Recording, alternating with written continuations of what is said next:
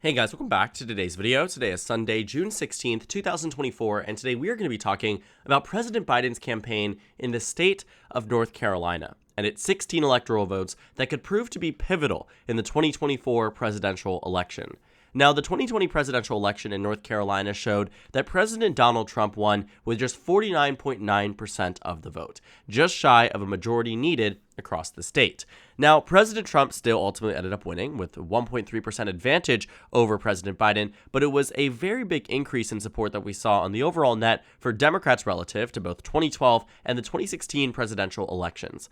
This time around, the Democratic campaign and President Biden are hoping that this time they are able to win in North Carolina, making a concerted effort, being the first stop potentially after the first presidential debate for President Biden being in this battleground state. Now, back when all of the ad spending was being discussed, and there's a conversation about where Democrats were actually going to invest in this election. Was it going to be Texas? Was it going to be Georgia? Was it going to be Pennsylvania? Our answer was revealed in where we saw them spend $250 million in an ad buy after Labor Day in 7 battleground states, North Carolina being one of them. And a substantial amount of the money that we saw here was going to things like digital advertising and just generally speaking TV ads, the same thing that we typically see in a presidential election. Republicans are matching Democrats in many of these battleground states, but have actually allocated seemingly $0 so far to the state of North Carolina, and there might be a reason for that. The President Trump campaign has been very adamant that they are winning this election. In North Carolina, this is the state with the largest advantage for President Trump in a head-to-head matchup against President Biden of all of the battleground states. When you look at Arizona and Nevada, Wisconsin, Michigan, Pennsylvania, and Georgia, you see that the leads here for President Trump are either on par with what we saw in the state of North Carolina or substantially less. For instance, a state like Michigan has Trump ahead by just 0.3. A state like Wisconsin has Trump ahead by just 0.1. In North Carolina, however, as I showed you, Trump has an advantage of 5.3%. It's the largest lead for President Trump, again, out of the battleground states, and that's important to note when you take a look at where Republicans are actually going to be spending their money. Right now, it seems the Republican focus is on Pennsylvania, Michigan, and Georgia, the states with the 3 highest amounts of ad spending when it comes down to this election so far. Of course, we expect tens of millions of dollars to be poured into many of these states, but the early numbers seem to suggest exactly where the priorities are for both sides of the aisle. But North Carolina is up there for Democrats. They are spending equal amounts of money both internally from the Biden campaign and also from outside groups that believe that North Carolina could flip blue in 2024. And they may be able to sneak up on President Trump in the sense that this election may not have much spending from Republicans when it comes down to the presidential race, especially as they know that this up-and-coming gubernatorial race is not going to go so well for the Republican Party. To put things into context too, looking at North Carolina, which currently has a Democratic governor, Governor Roy Cooper, who won back in 2020 by roughly 5 points across the state.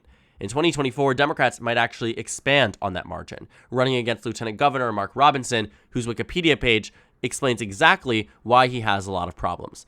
Under his political career, there are very few tabs here, but to read off a few: anti-Semitic remarks, Holocaust denial, anti-gay and transphobic comics, and other controversial remarks. And so Democrats have had a field day thus far, just attacking him on a number of different things. The moment he won the primary, there was surfaced audio the next day, led by a Democratic campaign, publicized on the airways, of Mark Robinson saying he wishes we could go back in time to when women couldn't vote. Most recently, we've seen a bunch of different things where he is denying different controversies, and I really don't want to get into it because I think it might lean more into something on his character rather than just simply his politics. But I do think fundamentally Mark Robinson is probably the worst nominee for governor that Republicans could have propped up, and he won with ease in the GOP primary. And so Democrats are hoping that with a combined fact that the North Carolina gubernatorial race might end up more beneficial for them than the 2021, where it was just a popular Democratic governor running against a lesser-known lieutenant governor, versus this time a popular Democratic attorney general who had won a statewide elected race back in 2020, running against a lieutenant governor who has more scandals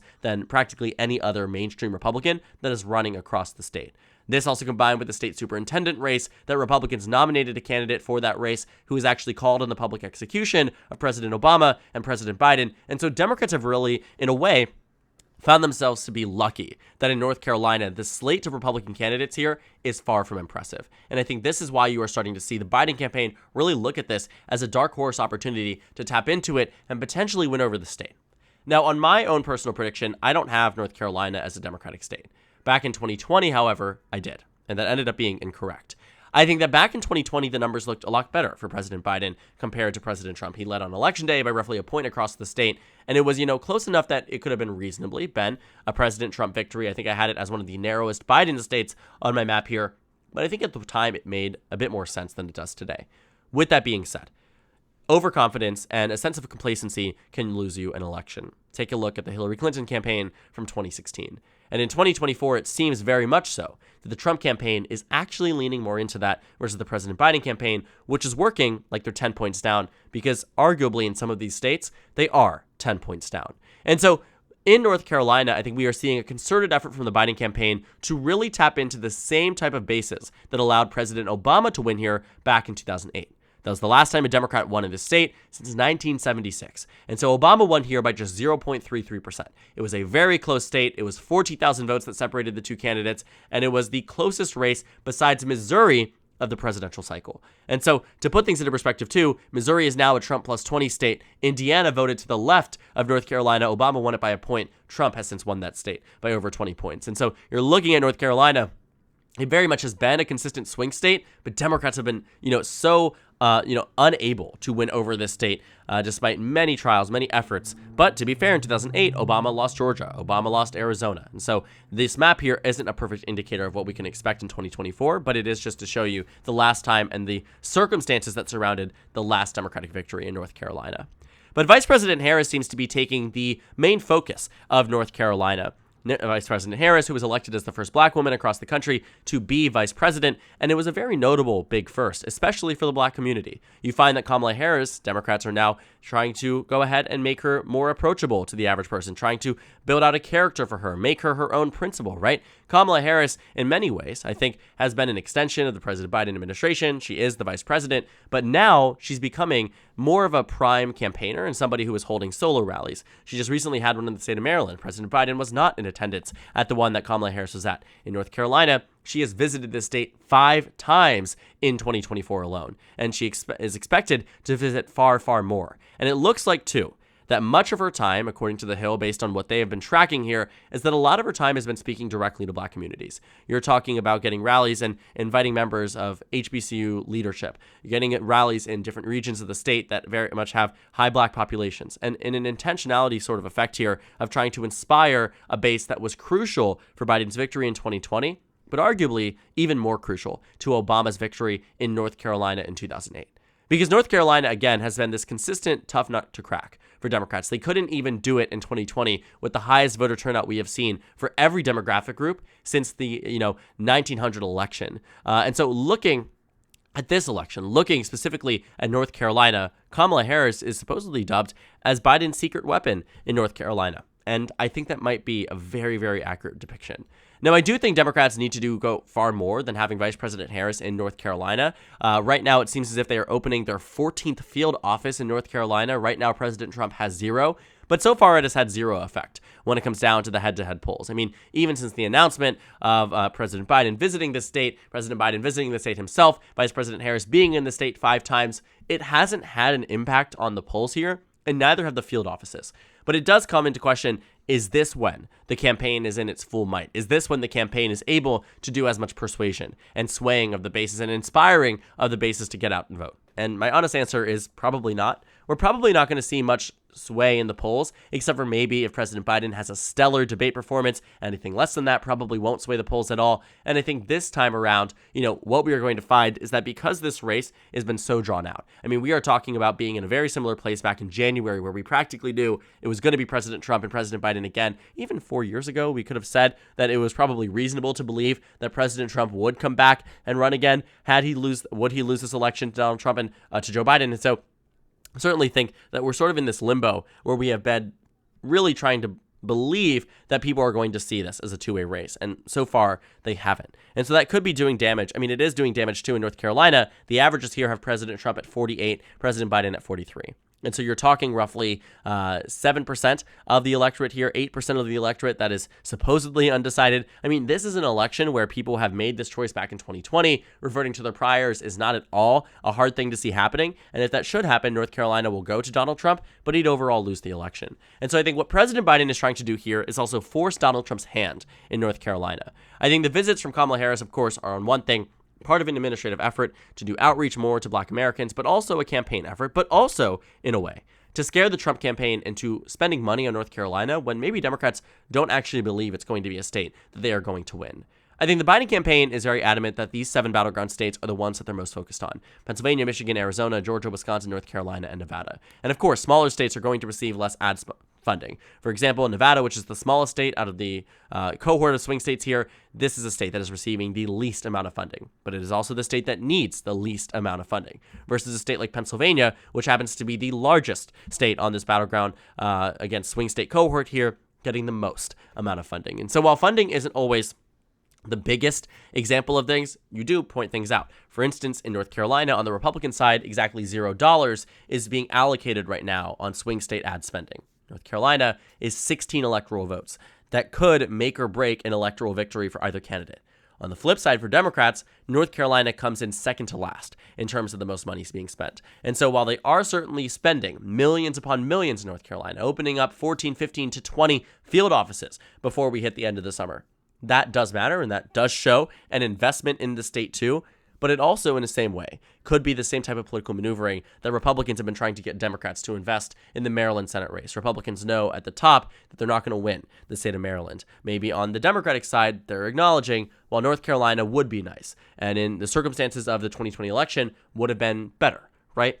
This time around, I think Democrats are also very aware that this election is very, very close. That's why Arizona, which has a smaller population than North Carolina, is receiving nearly 3 times the amount of spending. Because Democrats probably also know at the top that North Carolina is a much, much, much, much harder lift than Arizona is. But getting Trump to spend any money in this state, any advertising spending, any field offices, any time paying staffers, opening up whatever it might be, that could be the reason, that they end up losing other battleground states, because they're investing this money, investing this time, investing these resources into a state that arguably may already be in the Donald Trump campaign from the very beginning.